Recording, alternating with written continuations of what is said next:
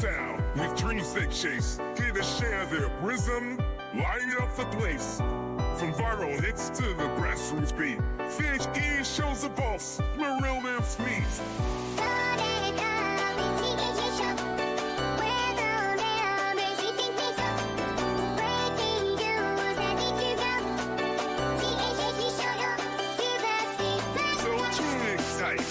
It's time to see the heroes of our world on your screen. From maneuvers and shakers to the hidden gem.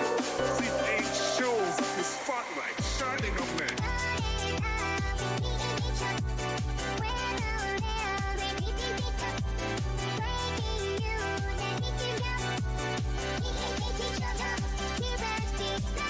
Up for amazing things.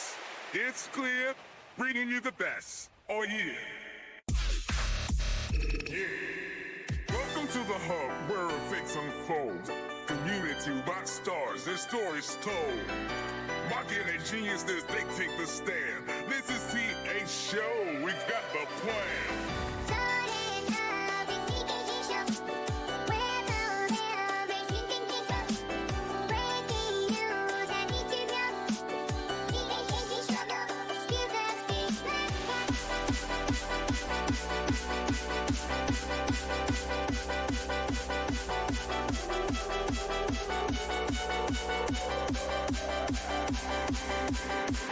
Yes, with every town, with dreams they chase, here to share their wisdom, light up the place.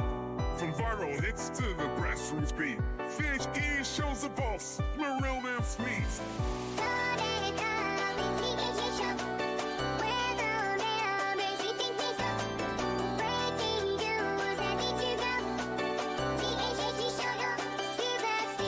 So tune tight, it's time to see the heroes of our world on your screen. From maneuvers and shakers to the hidden gem. T.H. shows the spotlight shining on them.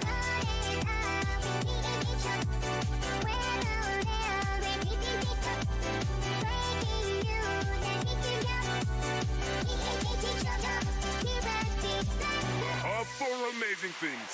It's clear, bringing you the best all year. Welcome to the...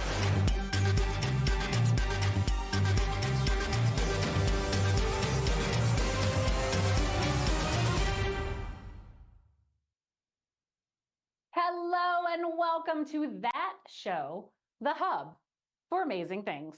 I'm your host, Liz Lathan, co-founder of Club T.H.A.T. Haha, it's my news desk talk. We're the #1 place for B2B event marketers to connect. And with the recent merger of Event Minds Matter, we are over 5,600 members strong here in Club T.H.A.T, and we're still growing by 5% a week. Today's episode is a rockin' good time as there is so much happening inside the club and around our community that you just have to know about. First, in chronological order, our Club T.H.A.T crew is headed to Bethesda, Maryland on September 4th to go behind the scenes of the Marriott Innovation Lab at Marriott headquarters. It's the first time a group like ours has been granted access to their hotel rooms of the future. We'll also be running a spontaneous think tank there with our event marketers and event designers to give the Marriott team feedback on space design for the evolving needs of event attendees. While this program is sold out, I want you to be on the lookout for the post-event recap coming out next week. It's going to be awesome. Next up is our Barefoot Business Retreat, departing from Split, Croatia on September 28th for our first sale, and then on October 1st for our second sale. Here's a little message from me when Nicole and I got to go check it out last year. Hey friends, Liz here with T.H.A.T. I have a surprise for you. We are opening up the Lupus Mar to our T.H.A.T family. We cannot wait to bring you here October of 2024. Be sure to get your ticket. There are only 13 cabins. You can share a cabin if you want. Come talk to us about it. We cannot wait to let you experience the Adriatic. We are here in Vis, Croatia, exploring this town. There's so many more islands to explore. You're love it. Our friends are going to come hang out with us and you, and they're just, this whole experience. This is all about getting to know each other, hanging out on a yacht in the Adriatic Sea, eating gelato, meeting new people. I didn't know you 36 hours ago. I didn't know you. Now, Yvonne, our incredible photographer and gelato extraordinaire. We can't wait to see you in October of 2024.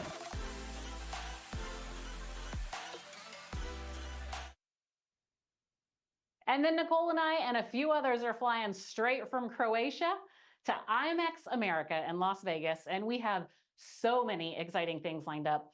First up, we have a hosted buyer group. So if you're a corporate planner or an agency that has at least 3 upcoming domestic and international events with more than 100 attendees, you might qualify to be part of our hosted buyer cohort. Drop me a line in our Slack channel, on LinkedIn, on email, carrier pigeon, smoke signal, whatever, come find me. We have a few spots left in our hosted buyer group.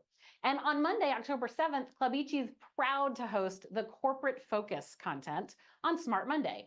I think it's from 10 a.m. to 12:30 p.m. that Monday. We are featuring one of our in-person spontaneous think tanks, as well as the CEO of Workplace Wellness, Paul Griggs, futurist Henry Coutinho Mason, and the incredible founder of Johnny Cupcakes, Johnny Earl. Monday night, our friend Dave Green of Mystery Trip is hosting, yes, a mystery trip.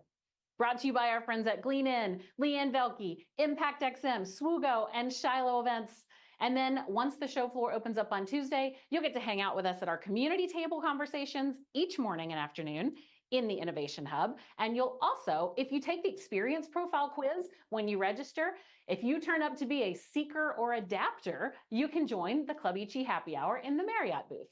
We're also prepping a Club.E.G. experience crawl 4 times throughout the week to have special experiences designated for our EG fam as we go around the expo floor. We have some exclusive partner invitations to a few partner events throughout the week as well, so be sure to sign up and join us at weareeg.com/IMEX2024. So now as you start planning your trip to join us out there at the industry's greatest potluck extravaganza, we have a special message from Suzanne Mulligan, Head of Engagement at IMEX.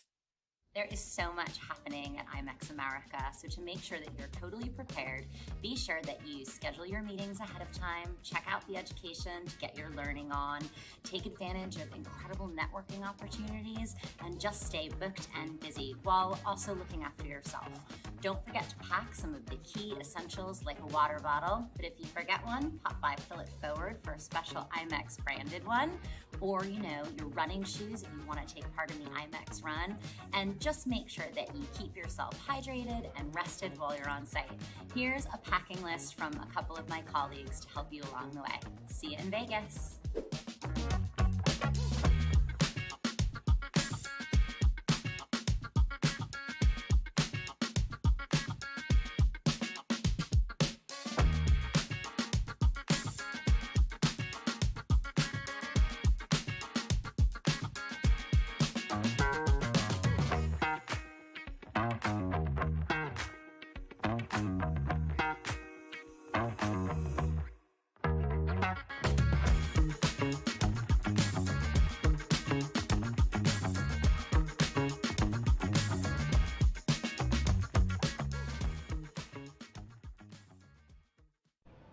Thank you for those amazing tips on how to be prepared for IMEX.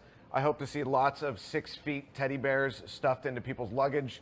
The other thing that happens at IMEX is this little underground movement called Drymex. I am David T. Stevens, your host of Return on Wellness and the anchor here at the Wellness Desk, which we're actually live in Anchorage, Alaska, actually outside of Anchorage, Alaska at Alyeska Resort. And we're here at the Nordic Spa that they just finished. And I am joined with Jillian. And we're gonna make a couple mocktails today so that you can be prepared when you go to IMEX in case you wanna take advantage of Drymex. So the first one we're gonna make is called the Olympian. And it's pretty straightforward. Jillian, you wanna kinda help walk me through this? So I know we talked about it before. So we're gonna start with the muddling ingredients, right? So we're gonna start with some mint. How much cucumber do you think if we're just making one of these? A couple slices. Couple slices? Yeah, throw those in there. Okay, these are giant slices. Yeah, maybe one of those. Okay, just one. Yeah. And then we're gonna muddle this, right? Make sure I use the right side. Did I put enough mint in there? Depends on how minty you want it. Let's do a little more. Okay. Oh, that's a lot of mint. Okay, well, there we go. Okay. All right. And then we are gonna make another drink after this. You just tell me when you think this is good and muddled. Do you think that's probably enough? Yeah? Looks good to me. Okay, and then we're gonna do an ounce of pineapple juice. They have it in these handy squeeze bottles. Now, an ounce of pineapple juice is approximately 3.5 grams of carbs. Okay, and then we're gonna do a lime in one of these handy things, which we're doing fresh lime juice. We're gonna do a whole lime just to make it enjoyable. That's the right garbage can, right? That is. Okay, thank you. And that sprayed in my face. That was fantastic. Okay. And mix this around, and now we're gonna strain this out in a glass over ice. You wanna help me with ice there?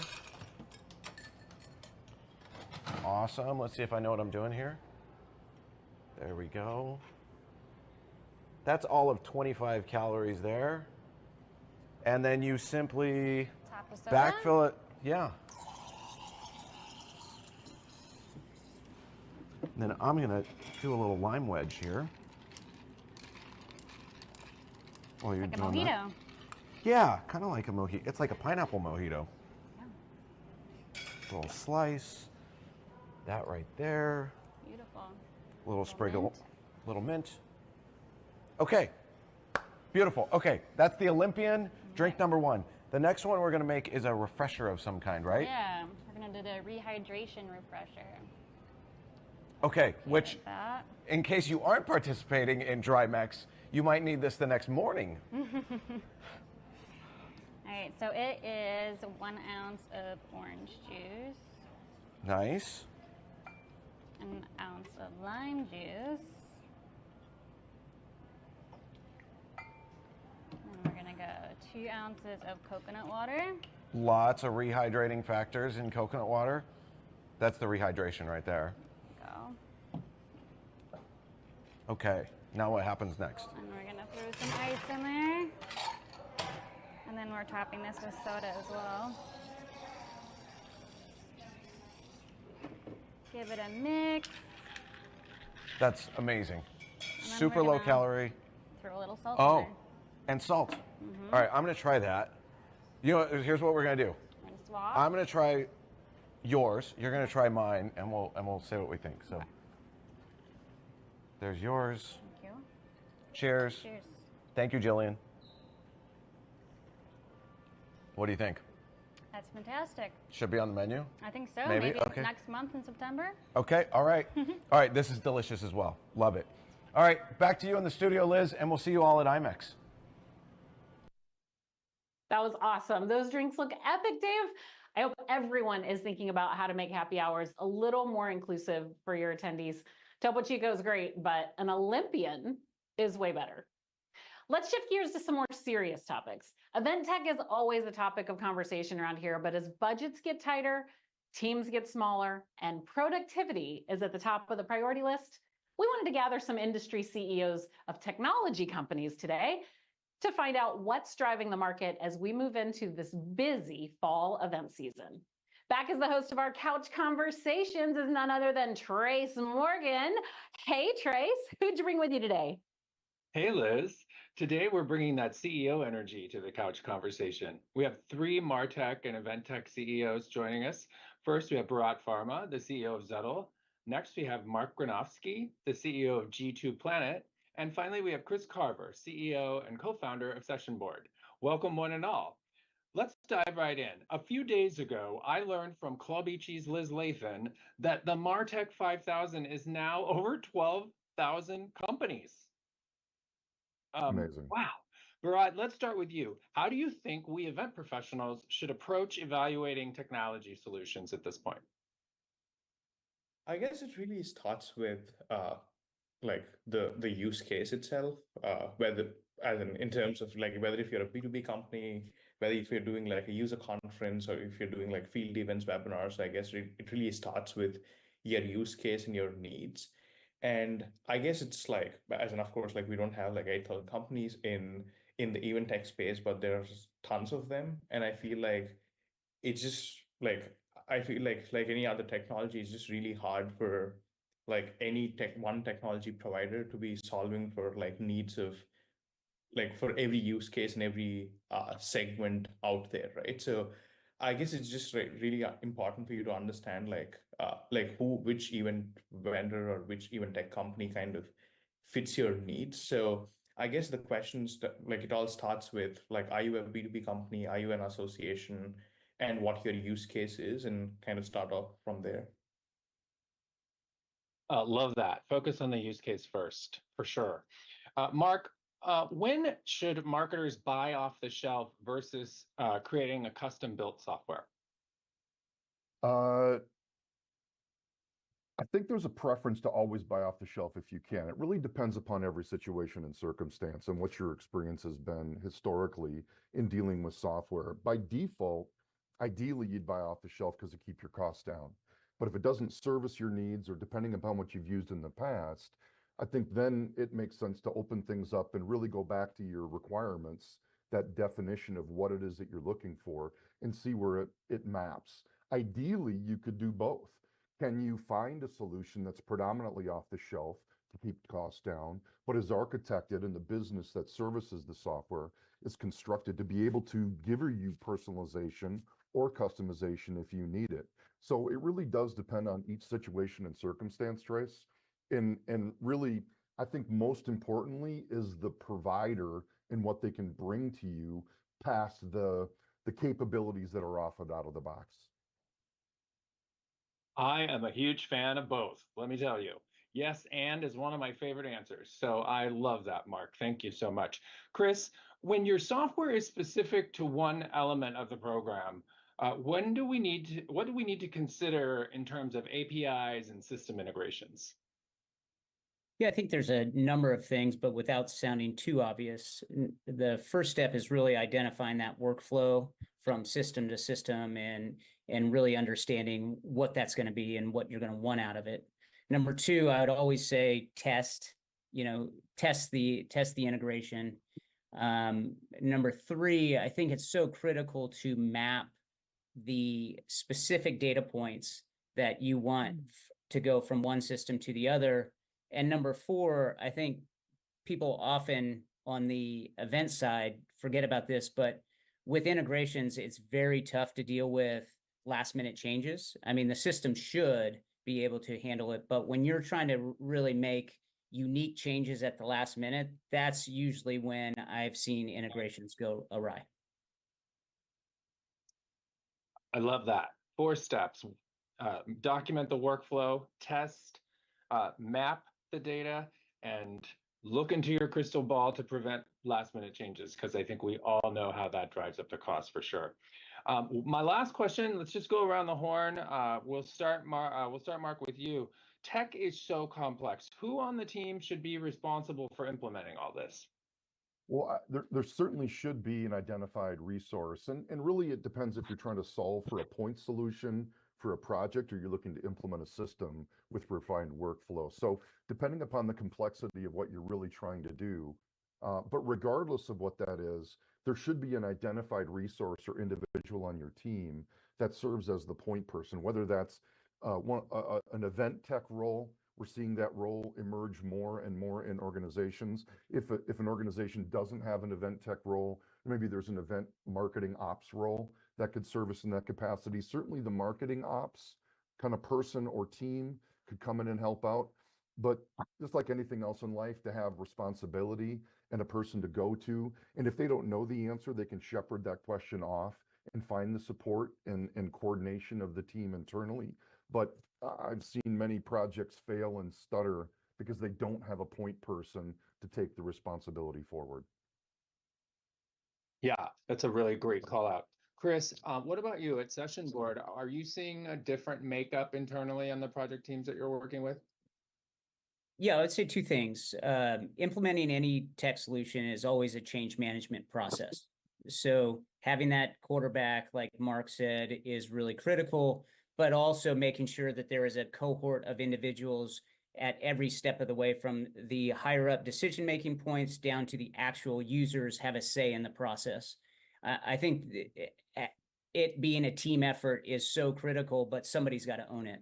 I am seeing a rise in this director of event tech. You're seeing that position come up more and more over the last couple of years, which I think is a really good sign. Definitely. Dedicated resources always are a preferred option, tends to grease the wheels in the large enterprise establishments. Bharat, last question to you, same question. Who are the internal teams that you all are working with at Settle, and what are some of the trends there?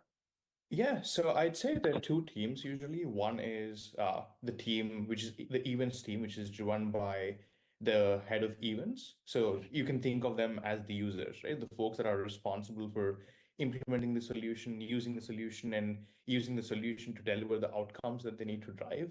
And then you have the marketing operations teams, which is usually responsible to make sure that the entire marketing stack works, like the event technology works with the rest of the marketing stack, right? So usually it's the two teams. And for larger companies, we also are seeing that there's an event operations person, which is like sitting inside the event team, right? But I'd say for most mid-market companies, that's not the case. That you have a separate events team and you have a separate marketing operations team. And we tend to talk to both the parties. But usually the head of events is the one that drives the decision making, and yeah, the marketing operations person is more making sure that the integration works and making sure that you're able to kind of give them the data that they would need to kind of automate the follow-up, like the follow-up marketing campaigns as such, right? And I think that's the right way to go about it, because you can get in a marketing like operations person, and you can't let them take the call on the event technology, right? Because I guess like the follow-ups and all like only make sense and only works if the event goes smoothly. Like you don't want them to kind of take a call on things like, what are the things that you need in your registration and ticketing and like for the whole show, right? There's so many nitty-gritties that it's just impossible for anyone else other than the person who's running the show and owning the show to kind of take a call on that. Fantastic. Thanks, guys, for sharing your perspectives on these variety of issues. We're going to kick it back to Liz in the studio, and we'll keep an eye on these trends for fall. Thank you, gentlemen. It is a complex landscape out there, and I'm thrilled that we have people like Bharat, Mark, and Chris that keep us overwhelmed event professionals in mind as they build solutions that will actually lighten our load and not add more to it. Speaking of lightening the load, I'm excited to bring up our behind-the-scenes master of the keys, Arthur Karakash with Fusion Events. You may know that Arthur is our master producer for these shows, but did you know that he's actually from the entertainment industry? He has some incredible ways to engage your attendees at your next event. He's seen some fun things that he's ready to share. Arthur, thanks for taking a break and stepping out from behind the curtain. Over to you. Thank you, Liz, and welcome to the That's Entertaining segment of the show. Now, the holiday season is right around the corner, and you know what that means. It's time for corporate holiday parties. Now, I know what you're thinking. Not yet. Or, oh great, another round of awkward small talk, questionable catering, and someone's +1 who got way too comfortable at the open bar. But this year, I'm here to make a plea. Let's not let another holiday season go by without some serious forethought, especially when it comes to the entertainment. I mean, we've all been through enough the last few years, right? Between COVID, layoffs, budget cuts, and virtual parties that were really just Zoom meetings with ugly sweaters.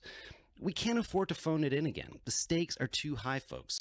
The holiday party is the one time of year we can remind everyone why we love working together and why we sometimes need a little liquid courage to do so.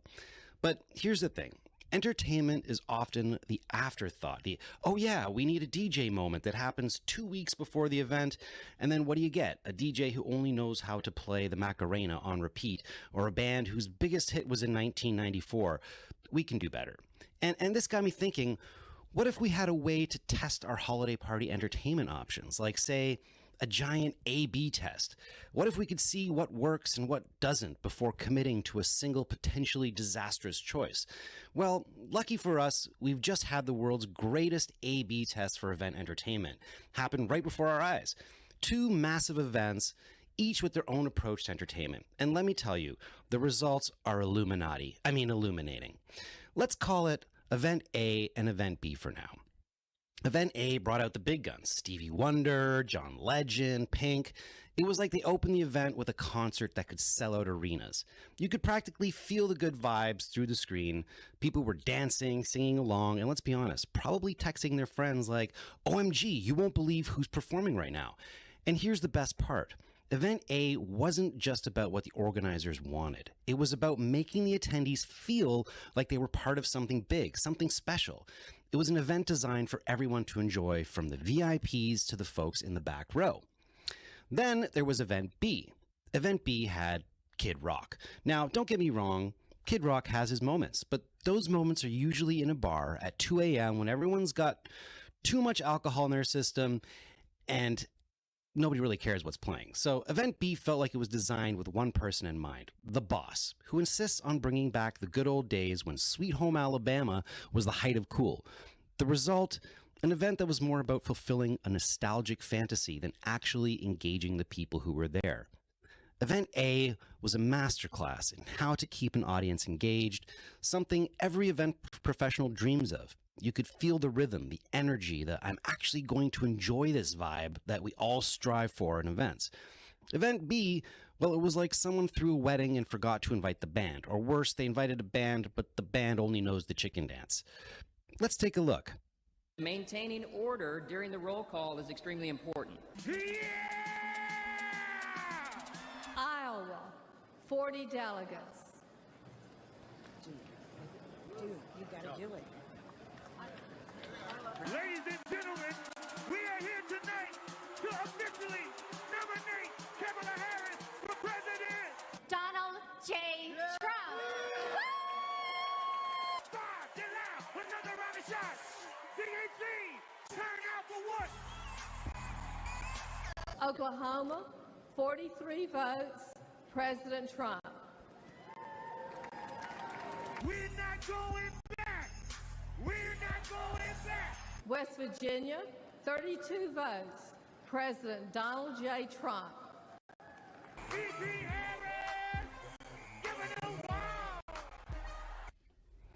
But here's the kicker. These events weren't just any events. Oh no. Event A was the Democratic National Convention, and Event B, well, that was the Republican National Convention. And yes, folks, we just witnessed the ultimate A/B test of event entertainment. The DNC showed us what happens when you invest in top-tier entertainment and make everyone feel included, while the RNC, well, it showed us what happens when you cater to what the top brass likes and forget to think about the people in the room. Now, you might be thinking, this is about more than just entertainment, right? Sure, but let's face it, when the highlight of your event is a speech that's outshined by the musical number that preceded it, you know you've got a problem. So if there's one takeaway here, it's whether you're planning your holiday party or the next big convention, don't skimp on the entertainment. And remember, it's not just about making the boss happy. It's about making sure everyone feels like they're part of something special, because the difference between a night to remember and a night you wish you could forget is just one Kid Rock away. Back to you, Liz. Oh, thanks, Arthur. Not just a Canadian point of view, but from an entertainment point of view too. I would say though that I do think that both events know their target audience really well, and I believe they both design their programs to engage their core supporters. And I do feel the need to throw in an official disclaimer: Club Ichi has no political affiliations. But these are the kinds of observations that keep our industry on its toes, and I love having you in our life, Arthur. You know who else I love having in our life? Anka Paduraru, the founder of the Power Pitch event coming up in November. Club E.T. is proud to be a partner of this freelancer marketplace program November 5th, 6th, and 7th. When you register as a freelancer, you'll get access to 3 webinars: the art and science of standing out, how to charge for maximum impact, and building a steady pipeline of events. If you register as a hirer, you'll get access to 3 different webinars: maximizing ROI with freelancers, hiring smarter for impactful events, and ensuring exceptional results from your freelancers.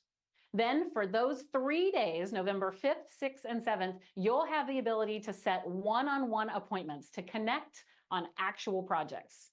If you're a freelancer, or if you hire freelancers, please join us for this incredibly unique event. Register at power-pitch.events. By the way, we have an affiliate program for this event too, so you can earn real live money when your colleagues register. As you can see, this fall is shaping up to be just as busy as the first half of the year. And you've heard us talk about our Club E.T. partners, MC² Experience. They've been really busy too. Here's what they've been up to these past few months. When you see it at your front door, you are gonna want more. Something fresh, so brand new. Something you can't handle. Light the fire like a candle. There's nothing that you can't do. Never holler back when I at you. I'm going nuts, that's cashews. Cashews, everything around me. Dollar bill, y'all. Cashews, everything around me. Holla how you feel, dog. I don't know about you. Why one, hop out two. Jump in, hop out two. Watch what I say and how I do it. If you don't love me now, you gon' love me tomorrow. If you don't love me now, you gon' love me tomorrow. Get it?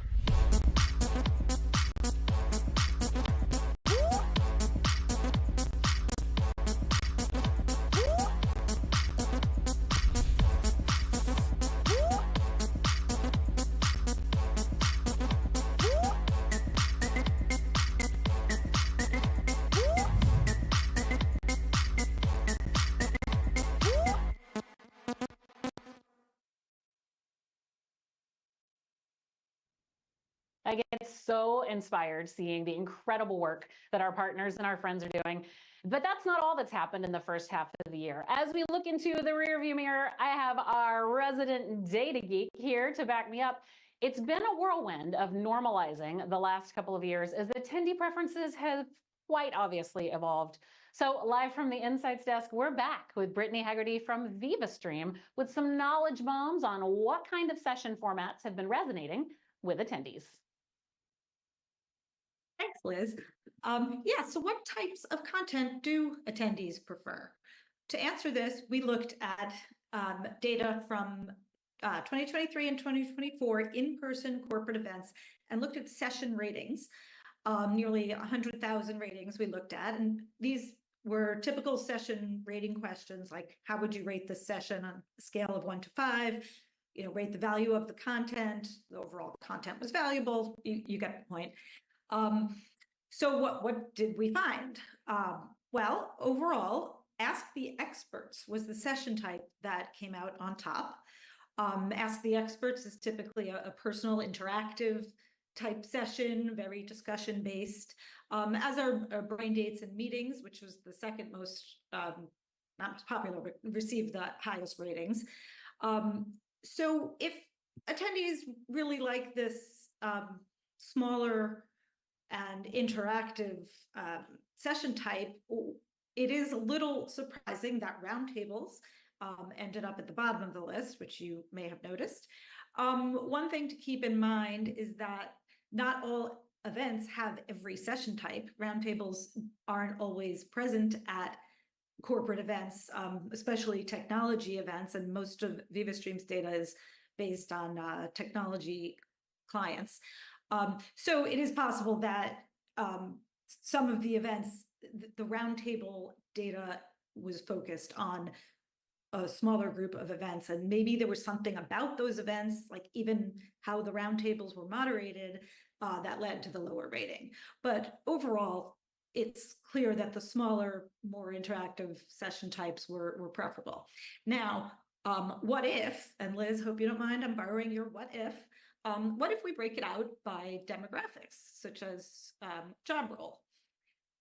Here, I know it's a lot to look at. I'll break it out for you. Each little group of bars here represents a job role in decreasing order of seniority, beginning with the C-suite. And the horizontal orange lines represent the average for that job role.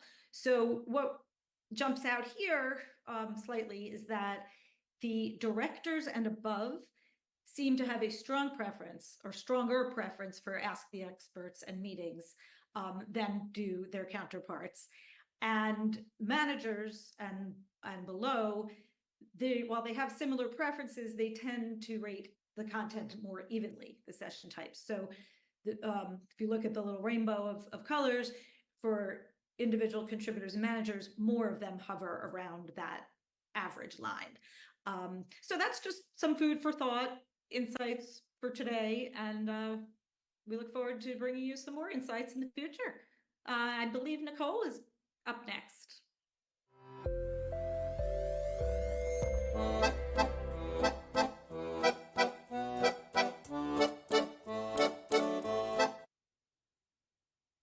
Thank you so much, Brittany. That was an amazing intro. I love it every time. You are now watching Nicole's Favorite Things, where we go over everything that's my favorite, because why not? The first thing is I love sequins and big ol' earrings. So wearing my sequins, if you want to send me sequin presents, I wouldn't be mad at you. The second favorite thing that I love is brand new insiders. And we want to talk about our 3 latest insiders.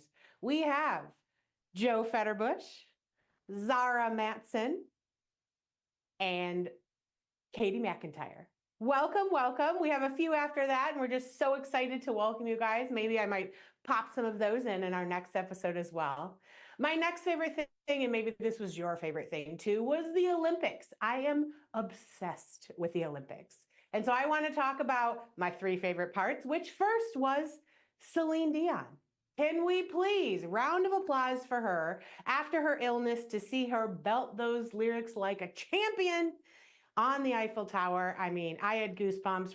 People were crying. It was just the most magical, amazing moment, and we were all for her. So good job, Celine. Second favorite thing about the Olympics was my girl, Alana Maurer. She is for body positivity. I love that she was, she's always trying to find also love in the villa, she calls it, which is the Olympic Village. But the social awareness that she brought for girls who are athletes, who are built like linebackers and healthy, oh, that was my other favorite thing. And last but not least, Snoop Dogg. He was the best representative for the United States. He was everywhere. He was sitting next to families. He was cheering. He was in the sports. He even tried a little breakdancing. And then he led us to LA 2028, where he performed there. And we just can't wait to see him in LA as well. And that wraps up what's happening this month in Club T.H.A.T. Thanks to all of our guests, and we can't wait to see you in Croatia or IMEX. I'm bringing my girl Liz in here. Bye. We'll see you soon. Thanks for joining us. See you next month. Bye. Welcome to the hub where effects unfold. Community rock stars, their stories told. Marketing geniuses, they take the stand. This is T.H. Show. We've got the plan.